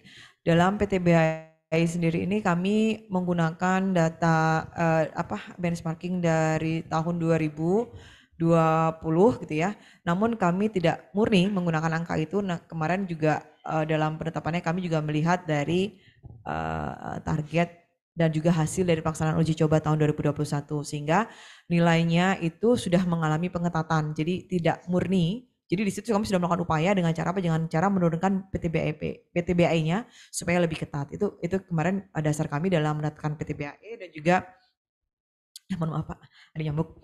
Kemudian dalam menetapkan PTBAE sendiri kami juga sudah berkonsultasi gitu ya dengan baik dengan pimpinan, dengan arahan level pimpinan dan juga sudah melakukan diskusi publik dengan pelaku usaha yang istilahnya yang terdampak nantinya. Jadi kami karena memang di dalam kalau untuk yang 25 sampai 100 itu bahkan kami juga sudah berkonsultasi dengan PLN terutama karena memang sebagai mayoritas pembangkitan terbesarnya gitu ya. Itu seperti apa? Itu sudah kami lakukan dan maka muncullah angka yang menurut kami itu tadi masih moderat gitu, tidak terlalu karena memang untuk tahapan pertama pembelajaran. Namun memang ke depannya kami di dalam peta jalan sudah mulai merencanakan adanya pengetatan nilai PTBAE. Jadi PTBAE-nya itu makin lama makin ketat. Jadi kalau misalkan tadi nilainya adalah 1,29 8 atau 7 gitu ya. Nah itu bisa jadi di dalam periode berikutnya angka itu lebih ketat gitu Pak. Dan itu juga sudah kami rencanakan sampai sebenarnya kami buat di tahun 2060. Tapi memang untuk saat ini karena kita periodenya di 2030 maka di peta jalan kami juga sudah kami rencanakan dan juga sudah kami simulasikan terkait dengan hal tersebut, termasuk juga dengan adanya pengetatan itu berapa besar sih sebenarnya pengurangan emisi yang bisa kami lakukan akibat dari kegiatan perdagangan karbon, itu juga sudah kami lakukan simulasinya. Nah kemudian terkait dengan angka PTBAE yang otomatis akan bisa mendapatkan PTBEPU-nya ya Pak ya, itu kan kita memang sudah mendapatkan berapa sih yang surplus, berapa yang defisit. Itu kami bandingkan dengan rencana monitoring emisi yang disampaikan oleh pelaku usaha, karena di dalam rencana monitoring emisi sendiri itu ada tingkat emisi yang rencana tingkat emisi yang diperkirakan akibat dari rencana produksi listrik mereka di tahun 2023 ini. Nah, kalau kami lihat dan kami berbandingkan dari rencana tingkat emisi sendiri ini memang memiliki kondisi yang berbeda di dalam artian kita bicara tahun 2023 berdasarkan rencana emisi, kemudian kita bandingkan dengan aktual emisi mereka di tahun 2021 karena memang tahun 2022 ini sedang dalam proses evaluasi oleh kami, itu memang sedikit berbeda Pak polanya, sehingga kami tidak bisa memberikan kesimpulan sekarang apakah dia banyak yang surplusnya ataukah defisitnya. Jika kami bandingkan dengan tahun sebelumnya, dalam artian PTBAPU 2023 ini kami bandingkan dengan aktual emisi di 2021 waktu itu memang terlihat ada potensi surplus dan juga yang sedikit dibandingkan dengan defisitnya. Namun di situ kan kami masih berpikiran dan beranggapan bahwa ketika tidak dapat dipenuhi oleh kondisi yang membeli ke surplusnya, maka masih ada kegiatan offset Pak yang bisa dilakukan melalui mekanisme offset, sehingga tentu saja itu yang kami pertimbangkan dan juga di sisi kami sekarang sedang mengejar bagaimana bagaimana SPE GRK khususnya untuk di sektor energi ini dapat tersedia dengan banyak sehingga itu dapat mendukung pelaksanaan perdagangan karbon, jangan sampai tidak ada transaksi atau mungkin tidak liquid marketnya seperti itu ya Pak ya. Jadi yang kami lakukan adalah mendorong bagaimana pelaku khususnya di pelaku EBT karena itu yang saat ini kami memiliki datanya dibandingkan untuk kegiatan yang efisiensi dan ada di subsektor lainnya gitu ya. Jadi kami mendorong pembangkit-pembangkit EBT baik dari IPP maupun juga PLN dan juga untuk PLN yang melakukan aksi mitigasi seperti tadi ya Pak, konversi single ke combine, pembangkit gas baru untuk segera mengajukan SPE-nya dan itu saat ini kami sedang berproses untuk hal tersebut dan memang kekurangannya adalah ketersediaan validator dan verifikator yang memang masih sedikit. Lembaganya masih sedikit, barangkali mungkin Tekmira bisa menjadi salah satu BLU-nya Pak. Kemudian namun memang di KLHK sendiri sudah dibuka terkait dengan ekspor perorangan dan itu sudah kami lihat di dalam website SRNPPI sudah ada rosternya untuk ekspor perorangan dan yang bisa melakukan validasi dan verifikasi. Jadi itu merupakan yang tantangan kami Pak sebenarnya di dalam mencapai pelaksanaan perdagangan karbon di tahun 2023 ini. Dan juga tadi yang terakhir terkait dengan efisiensi rendah gitu ya Pak ya. Tadi jika nanti tidak bisa memenuhi PTBAE PU-nya gitu ya. Betul. Baik, PTBAE itu kan fase-fase berikutnya akan semakin ketat Bu ya. Dengan kondisi mungkin mitigasi dari para pembangkitnya tidak sanggup mengikuti PTBA ini nanti menjadi kontraproduktif kebijakan ini. Ya, baik Pak, terima kasih. Jadi memang tujuannya kami melakukan perdagangan karbon ini adalah meningkatkan efisiensi dari sisi pembangkitnya sendiri gitu ya Pak ya. Mereka dengan efisiensinya meningkat, maka kurang lebih itu akan mempengaruhi dari emisi yang dihasilkan. Jadi kan emisinya juga tidak terlalu tinggi. Itu yang pertama yang kami dorong sebenarnya dengan adanya penerapan PTBA itu ke arah sana untuk efisiensi. Namun kami juga di sini kan dalam perdagangan karbon ini, ketika dia tidak bisa melakukan upaya sendiri untuk tidak bisa memenuhi PTBAPU-nya, di sini kita bicara PTBAPU Pak ya, tidak bisa memenuhi PTBAPU-nya, maka dia bisa dibuka opsi tadi itu Pak, perdagangan emisi maupun offset. Tapi kalau bagaimana jika katakanlah semakin lama semakin ketat tidak ada yang surplus gitu ya Pak ya, yaitu maka yang didorong adalah ke arah offset gitu ya. Karena dengan offset ini kan juga secara tidak langsung juga bisa membantu pencapaian target emisi misalkan dengan yang juga sejalan dengan semangat transisi energi dan juga kebijakan kita untuk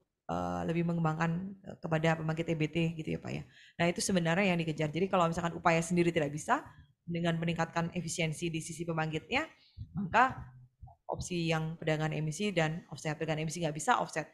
Kalau nggak bisa juga ya mau nggak mau akan dia kena penalti kalau jika sudah diterapkan pajak karbon ya pajak karbonnya itu Pak.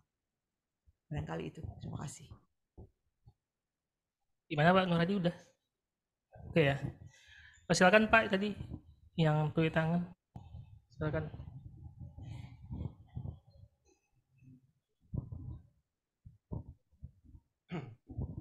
Terima kasih. Terima kasih, saya Heru dari Lemigas, Bu Andini. Saya ingin, tadi saya mendengarkan penjelasan mengenai carbon pricing kan, ya itu yang bagaimana dalam marketnya, misalnya tadi ETS, emission trading systemnya yang akan direncanakan di pembangkitan, kemudian ada offset mekanismenya. saya yakin nanti pada pelaksanaannya mestinya bisa dikombinasi, tadi kan sudah dijelaskan, misalnya kalau beli karbon nggak bisa ya coba di offsetnya bagaimana mengurangi. Nah kalau dalam di migas itu nanti kami punya rencana untuk membangun GHG storage itu sehingga bisa melakukan offset, jadi karbonnya itu nanti disuntikkan ke dalam perut bumi gitu ya bahasa sederhananya. Nah pertanyaan saya adalah di sektor energi itu organisasi yang terlibat itu nanti ada beberapa, berarti kan penyelenggara, kemudian ada yang memvalidasi emisi itu ya, karena sebelum divalidasi supaya orang yakin bahwa emisinya benar sekian ton itu sekian gitu kan. Kemudian pertanyaan saya adalah nanti setelah itu apakah bisa Bu carbon trading ini antar negara gitu, maksud saya kan kita nggak mampu misalnya menjual di sini. Kalau ada yang beli dari luar negeri, berarti kan bagus gitu loh. Kita bisa mendapatkan revenue ekspor import devisa dari luar negeri dengan cara berdagang ini.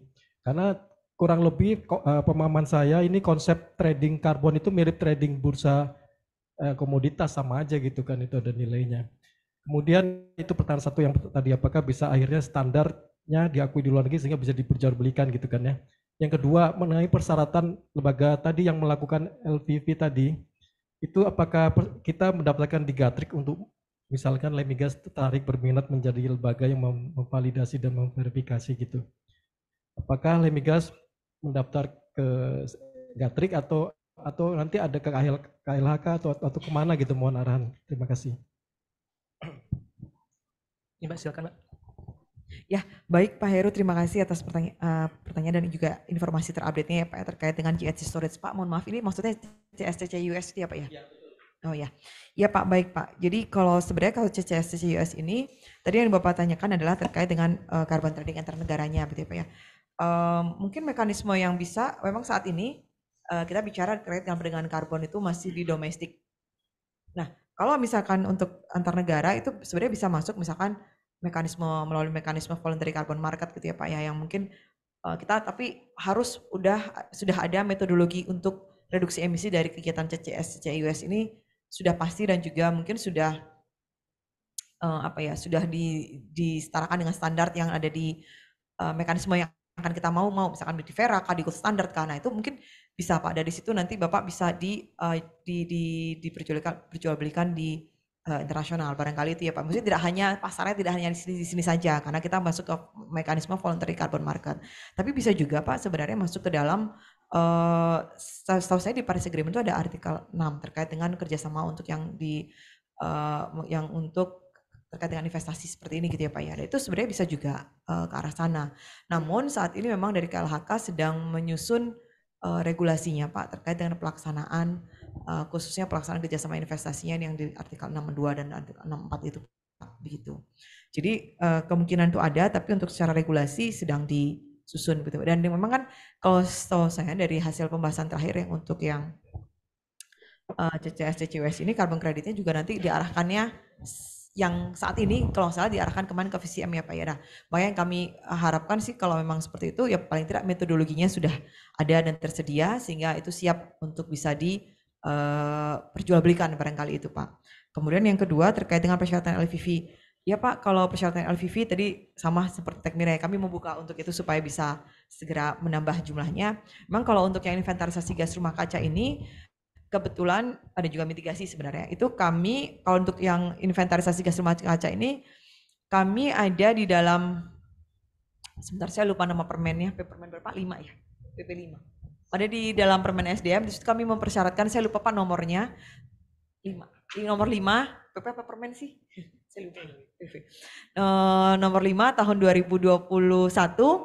Di situ kami mempersyaratkan terkait dengan adanya usaha jasa penunjang lainnya yang bisa untuk mengendalikan emisi GRK. Nah, salah satunya adalah kegiatan inventarisasi Pak di situ. Nah, kalau untuk inventarisasi sendiri memang persyaratannya secara umum untuk LVV itu harus sesuai dengan yang ada di KLHK Pak.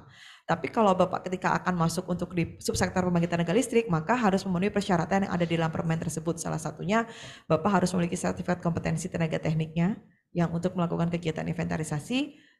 Dan kalau misalnya Bapak makan berminat juga untuk melakukan LVV yang untuk mitigasi, maka juga harus memiliki sertifikat kompetensi untuk mitigasinya.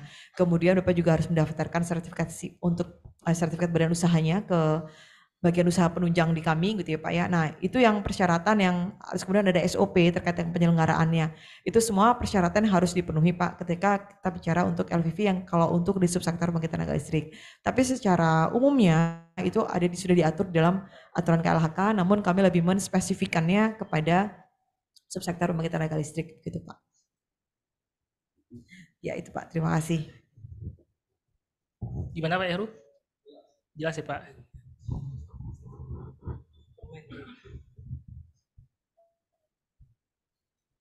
Baik, masih ada waktu 10 menit lagi. Kami lihat ada beberapa pertanyaan yang sudah masuk di kolom chat. Kami pilih yang sebenarnya ada beberapa yang sudah ada beberapa yang sama ya. Jadi kami pilih aja yang beberapa yang pertanyaan yang terbaik. Yang pertama dari Pak Nasef. Izin bertanya Bu Andini Mayang, bagaimana dengan pembangkit listrik yang minim mengeluarkan emisi karbon? Bagaimana cara perhitungan nilai ekonomi karbonnya sehingga dapat masuk ke dalam bursa perdagangan karbon? Kemudian, apakah pembangkit listrik yang telah melakukan pengurangan emisi karbon dapat menjadi nilai tambah dalam penilaian lingkungan, misalnya memberikan nilai tambah pada program proper, Mbak? Silakan, Mbak. Ini terkait bursa ya, bursa sama apakah bisa nanti menjadi nilai tambah bagi pembangkit listrik yang ikut proper. Ya, baik. Terima kasih Pak Nasef. Saya juga melihat di layar kebetulan biar lebih jelas gitu ya, maaf ya Mas Hikmat. Jadi bagaimana dengan pembangkit listrik yang minim? Yang dimaksud dengan minim itu bagaimana ya Pak? Apakah dia memang tidak mengeluarkan, ataukah dia pembangkit fosil tapi sebenarnya mengeluarkan emisi, atau seperti apa gitu ya? Namun saya mungkin menangkapnya gini, dia pembangkit listrik yang fosil tapi dia mengeluarkan emisinya dalam jumlah yang kecil, barangkali seperti itu ya.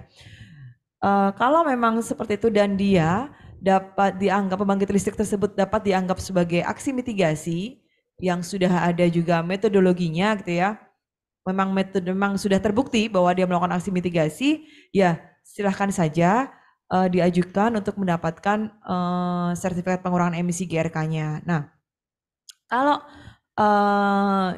misalkan dia seperti pembangkit listrik gas mengeluarkan emisi karbon yang minim, itu misalkan seperti pembangkit listrik gas gitu ya, bahan bakar gas.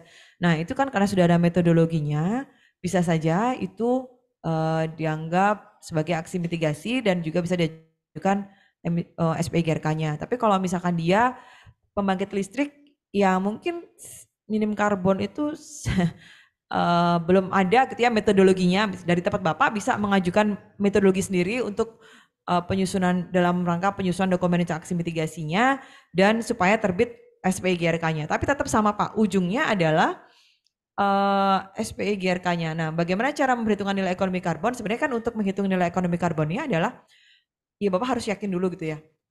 Pembangkit tersebut tuh apa? Apakah sudah aksi mitigasinya? Berapa reduksi emisi CO2-nya yang sudah terverifikasi, tapi tentu saja ya, yang sudah terverifikasi barulah dia keluarlah terbit SPI GRK. Jadi inti dari semuanya adalah kita harus memiliki SPI GRK kalau memang misalkan ingin berpartisipasi dalam perdagangan karbon ini. Kalau untuk bukan sebagai pembangkit pesertanya ya.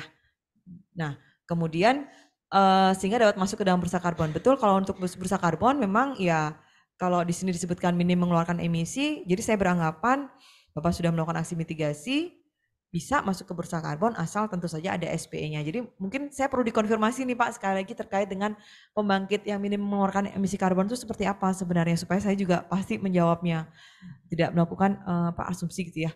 Kemudian pertanyaan yang keduanya adalah apakah pembangkit listrik yang telah mengeluarkan pengurangan emisi karbon bisa Pak, sepengetahuan saya untuk yang beyond compliance dari proper itu kan kalau untuk yang kita kalau sisi compliance saja kan dia hanya berhenti sampai di biru ya, artinya dia taat dalam aturan gitu ya. Tapi kalau untuk yang beyond compliance dia tentu saja ada poin-poinnya, salah satunya adalah terkait dengan pengurangan emisi GRK-nya ini Pak. Dan itu juga bisa diajukan ke dalam KLHK terkait seberapa besar upaya yang dilakukan ini bisa mereduksi emisi CO2 dari perusahaan Bapak. Seperti itu Pak. Bisa, jadi untuk yang proper ini bisa saya jawab bisa Pak. Pertanyaan kedua Bu dari Bambang Priandoko. Izin Bu Andini, kegiatan sistem manajemen energi juga sekaligus akan mengurangi emisi CO2 ekuivalen.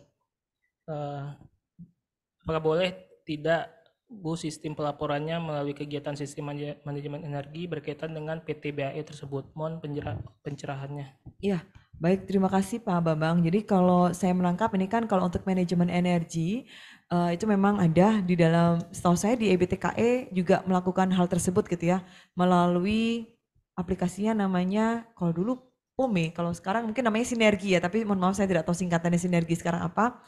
Jadi itu bisa kalau untuk yang di pelaporannya mungkin ke sana, tapi kalau melalui kegiatan sistem manajemen energi ya bisa gitu ya, berkaitan dengan PT BAE. Nah ini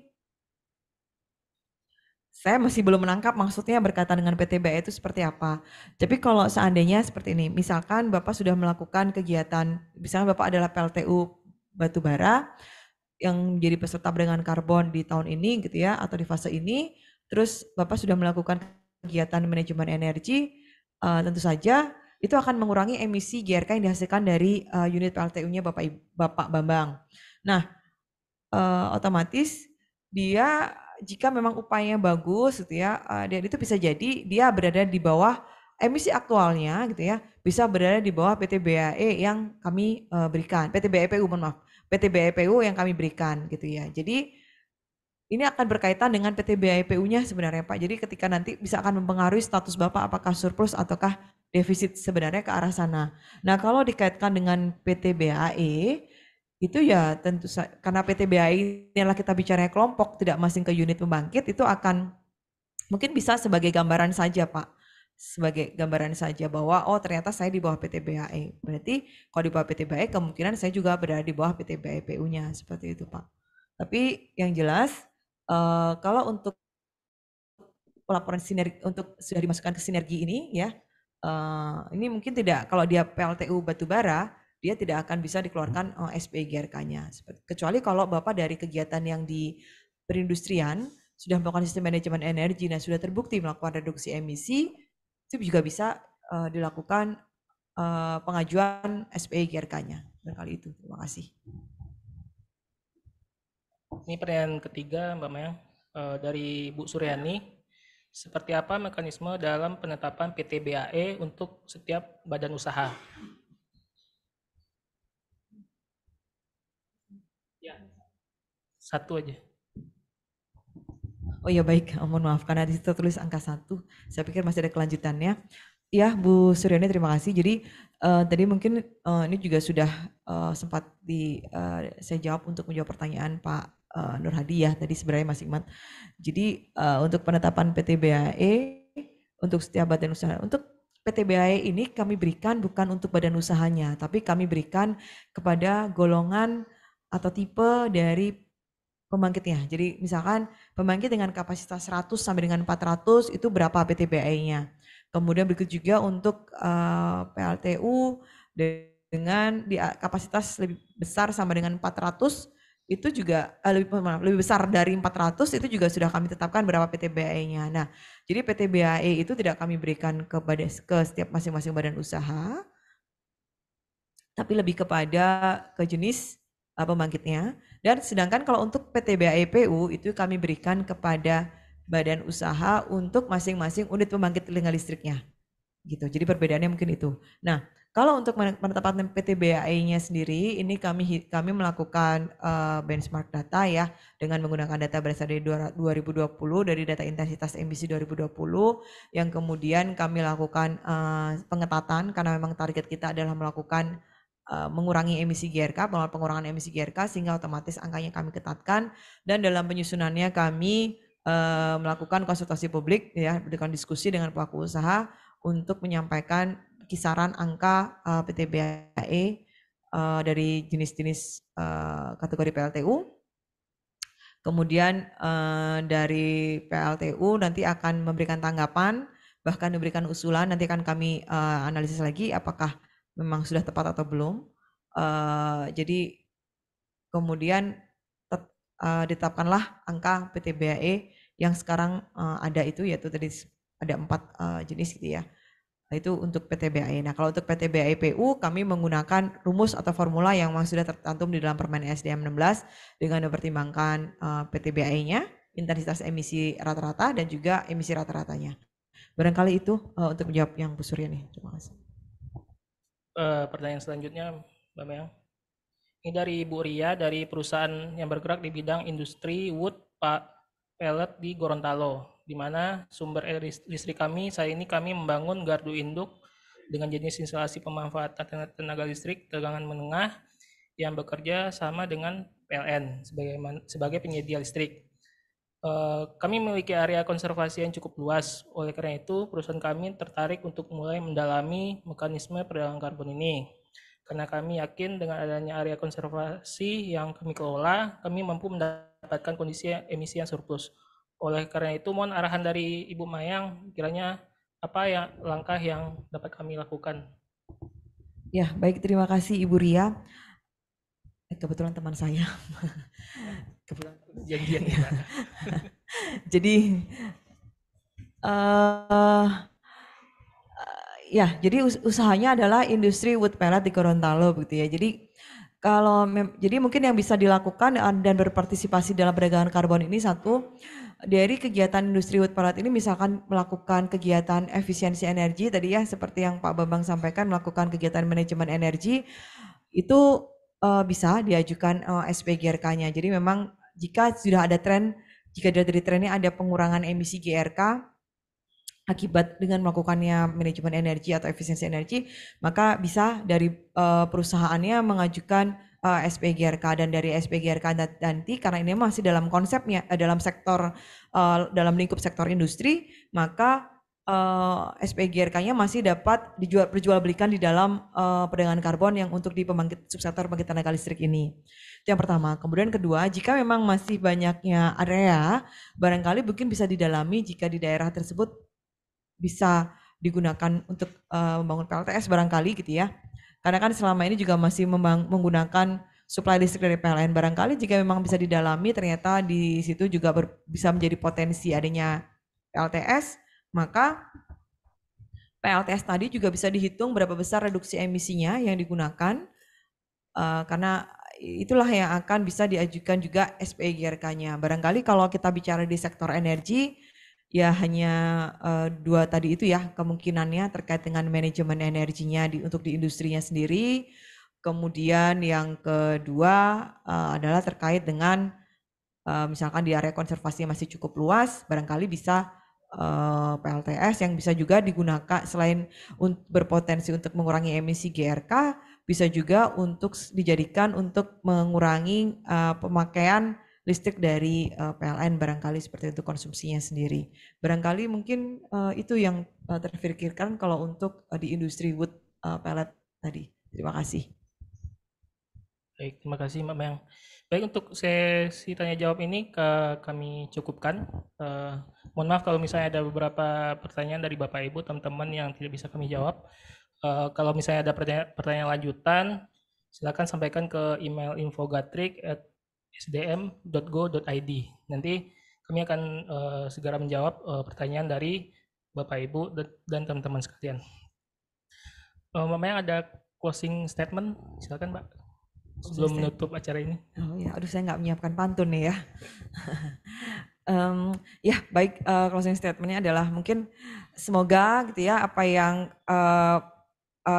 kita rencanakan bersama ini terkait dengan untuk mencapai target pengurangan emisi GRK dan khususnya yang kita laksanakan di Kementerian SDM ini terkait dengan perdagangan karbon di subsektor pembangkit tenaga listrik dapat bisa dilaksanakan, dan juga banyak adanya peran serta dari masyarakat dan juga pelaku usaha untuk bisa juga mengurangi emisi gas rumah kacanya, supaya ya kita bersama-sama lah, walaupun tidak hanya di sektor energi tapi secara nasional kan kita memiliki komitmen untuk pengurangan emisi gas rumah kaca. Dan terakhir mungkin mari kita sukseskan bersama gitu ya pelaksanaan perdagangan karbon di subsektor pembangkit tenaga listrik. Baik, terima kasih. Ya, terima kasih Mbak Mayang. Nanti dari panitia ada sedikit souvenir Mbak, tuh Mbak Mayang. Dan untuk penanya terbaik tadi sudah saya sampaikan, untuk penanya terbaik kan ada sedikit souvenir dari panitia, dan yang dipilih panitia sebagai penanya terbaik adalah Pak Nur Hadi ya. Silakan Mbak Mayang bisa berdiri, dan juga Pak Nur Hadi untuk mendapatkan souvenir dari panitia.